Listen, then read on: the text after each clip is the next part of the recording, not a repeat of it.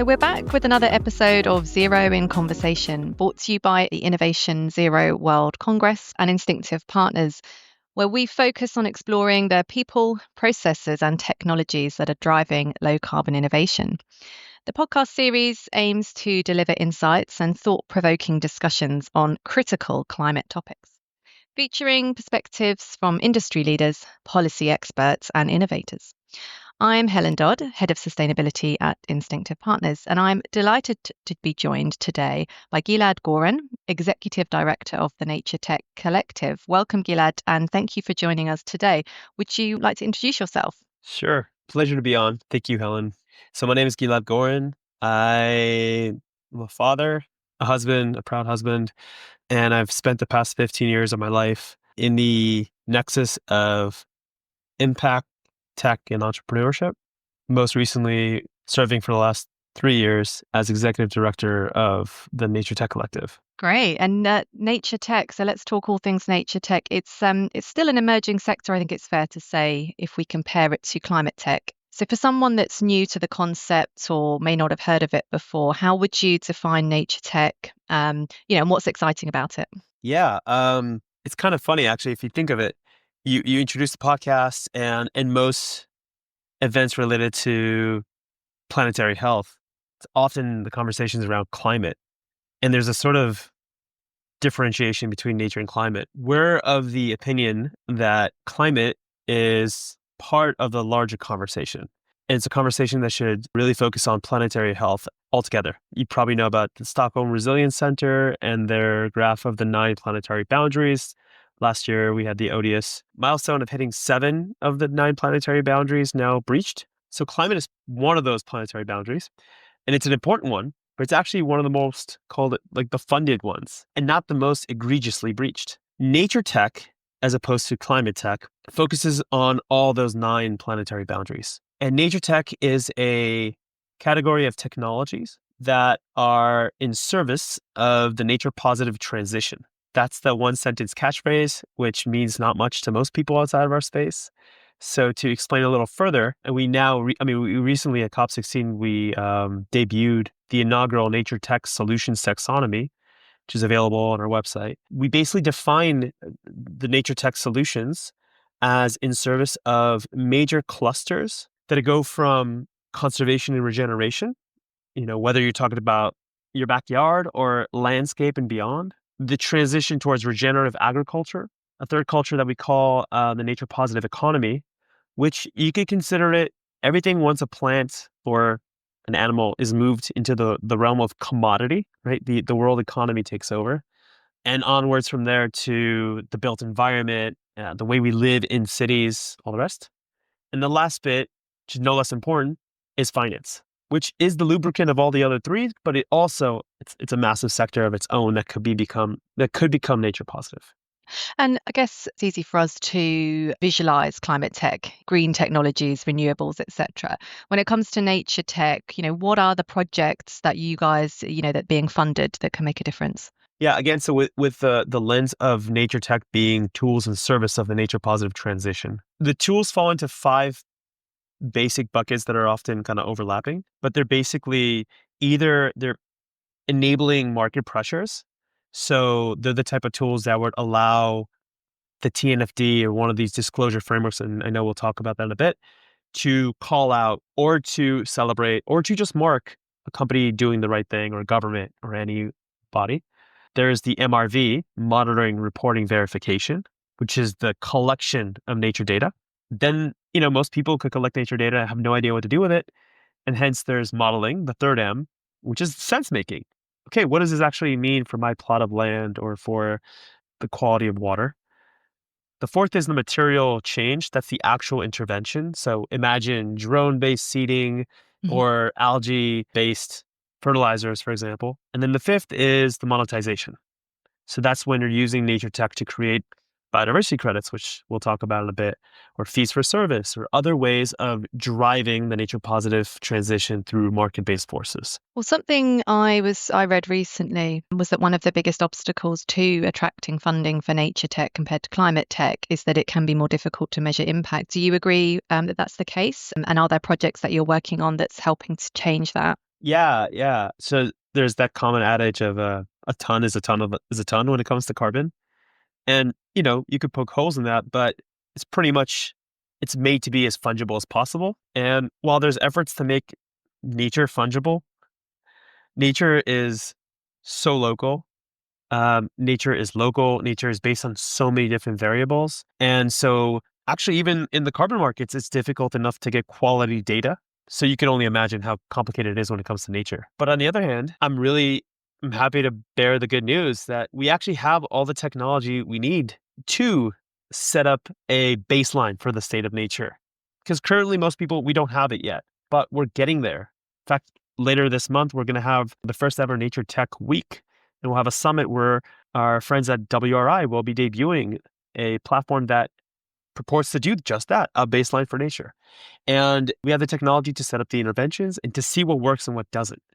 And so that is a paradigm change. And yes, so much of the nature finance gap is held back because, insurance companies can't create insurance products and investors can't de-risk their investments. And all these, look, they're valid reasons in this capitalist system. Can't argue with it.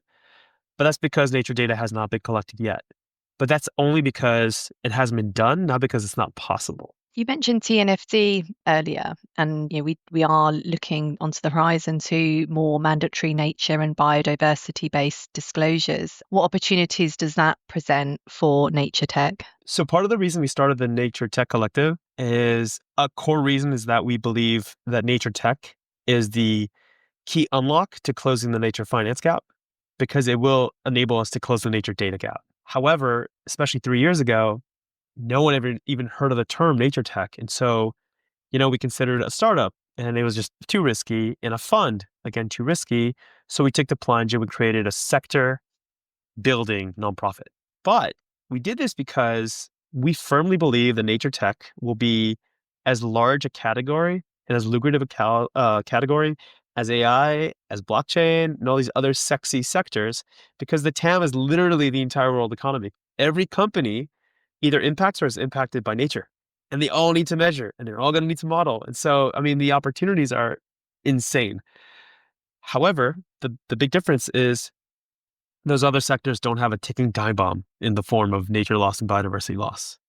And that's why we plunge into the nonprofit side of things. But beyond the frameworks and biodiversity credits and all the rest, any company that has to deal with crops, right? Any company that has to deal with their impact on nature, they're all in need of nature tech. And you also touched on trading systems. So our listeners are very likely to be familiar with carbon credit trading systems, but they may not be as familiar with biodiversity credit trading systems, and will also be very familiar with some of the sort of arguments and controversies around the use of carbon credit trading.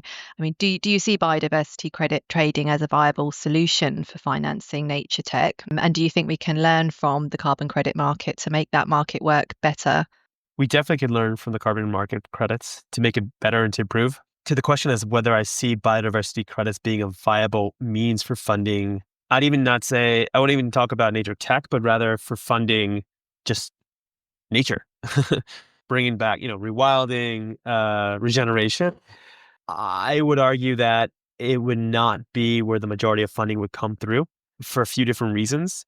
Not the least because aside from the BNG, which is the UK's biodiversity units of measure, which is Yeah. compliance, nowhere else is there a compliance market. And so having worked for 15 years in the impact space, I'm often the most cynical SOB in the room in the most positive way.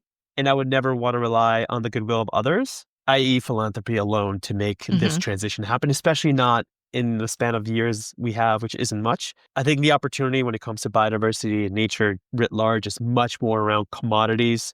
It's much more around the must-have case, which is getting the CFOs to say, we have to invest in nature resilience right now, or we're going to lose 10% of our, top bottom line or whatever, or we have to do it, or we're going to be regulated out of existence, or any number of those reasons. And that climate resilience, economic resilience argument is actually bubbling up more and more. And the biodiversity credits, from my perspective, personally, again, my 2 cents, not Nature Tech Collective and beyond, will be either in the form of the bridge, because that's something you can latch onto right now, or almost like the cherry on top. And And from a finance perspective, the other thing I guess that's worth reflecting on is COP16, the UN Biodiversity Summit that wrapped up last week with an agreement on finance. What do you think the impact will be for nature in terms of that finance? And do you feel optimistic at the prospects of that finance being delivered and those commitments being followed through on? So on net, it's a positive signal. It represents to the world that there is agreement that we need to do something. It's a nice chunk of change, but it's not nearly how much we need when you're considering that we have over $1 trillion in net negative nature investments. And we're at, I think, under $200 billion in nature positive investments these days. But it's a good signal. And we need a good signal these days from political winds and all the rest. And what's great about this is that it sends a signal to the private sector that the public sector is taking it more and more seriously. And so they now are thinking, okay, I can work with this. I can work with it from an investment standpoint. Maybe there's going to be more credit lines or kind of like last stop investments. Maybe there's blended finance opportunities. We can work off that. It enables the de-risking. And so overall, it's a good start. So you sound overall quite optimistic. Obviously, as a collective, you are relying on international cooperation, and we're seeing developments, in particularly in sort of the US and the change in language around climate change and biodiversity. How do you see that potentially affecting the work you're doing, I guess, as well as sort of the move towards more sort of unilateralism within the political system? So we put together a blog post recently, a bit of a spicy take, with our friends at My Climate Journey, where we call 2025 to be the year that nature replaces climate. Obviously, it was very facetious, but the point is the climate conversation has done amazing progress, has created amazing progress rather, right? But there's elements that have become too politicized, too myopic, too narrow-minded on specific aspects of what nature is, which causing perverse results. Nature is not politicized, not yet. At least, Republicans like nature as well. And nature actually speaks often to the bottom line of companies, whereas climate doesn't. So unless you have the government knocking heads, what's the connection, right? Mhm. But nature is water, it's land. That's a lot clearer. So the source of my optimism is in that by reframing the conversation around nature, you can find allies on all sides of the aisle, both sides of the aisle rather. Mhm. And you already see this within the Trump administration, things like the MAHA movement, the Make America Healthier Again, they're calling out for grass-fed meat. Grass-fed beef is actually much better for nature, much better for climate, right? So you see these kind of elements that are green shoots. And then the second piece is by focusing on what from a market perspective is actually going to work, an all-weather strategy, you are bolstering our strategy for the nature positive transition because it makes sense whether there are government benefits and support or not. And so everything else is a nice to have, right? So what I mean by that is it sharpens, and I'm seeing this amongst our fellow NGOs, I'm seeing it amongst the startups. It sharpens the resolve to focus on what's going to sell, what's going to actually work because it makes brass tack sense. And I think that's really important in this space. We have to be very entrepreneurial in this Yeah. space. Yeah, that's a really interesting perspective, and yeah, and optimistic as well, which is always good to hear. Just to we're sort of running out of time, but as a final question, which we ask all of our guests, what's the one thing that you would dial up to reach net zero? So perhaps a new innovation, a new way of working, or a new perspective our listeners haven't heard of, or putting it onto the other side, what might you want to stop? What might you want to turn the dial down on? So in terms of turning up the dial, I would focus on a concept that you don't really hear much about, but it's crucial. And it's something that we're going to be focusing on. We call it transition labs. It's basically the idea of field testing different interventions. So an intervention could be agroforestry or no-till in farming, right? Or planting specific plants in a specific area to sequester more carbon, right? So testing these interventions and testing the different technologies in an apples to apples comparison, right? In the world of tech, you call it A/B testing. and then putting out the results for the public good. And as a result, you could reduce a lot of the replication, reduce the waste of money. You're basically telling people what works and what doesn't for this specific case in this specific time. And because nature is so complicated, the more we could do this in bioregional frames, the faster we'll be able to then spread out the interventions that actually work and not waste money and time on those that don't. And the key to it is the human coordination, the collaboration. So that would be, we're going to be working on this, and the more companies and organizations of different kinds that want to participate and engage, please reach out to us because it's the next step. And turn down, I think the conversations around biodiversity credits are dominating way more than they should be, particularly because of how little actual market appetite there is for it. And, you'll go to a lot of these summits and conferences, and there has to be whole sections about that. And so many important topics are not covered as a result. So I would dial down the conversation around biodiversity credits. Great. Well, thank you so much, Gilad, for joining us and for sharing those insights today. If you enjoyed this episode, don't forget to subscribe to Zero in Conversation to stay updated with future discussions. And for more information about the Innovation Zero World Congress taking place on the 29th and 30th of April at Olympia in London, visit www.innovationzero.com. There you'll also find all of our podcast episodes and details on how to attend the event. Thank you very much.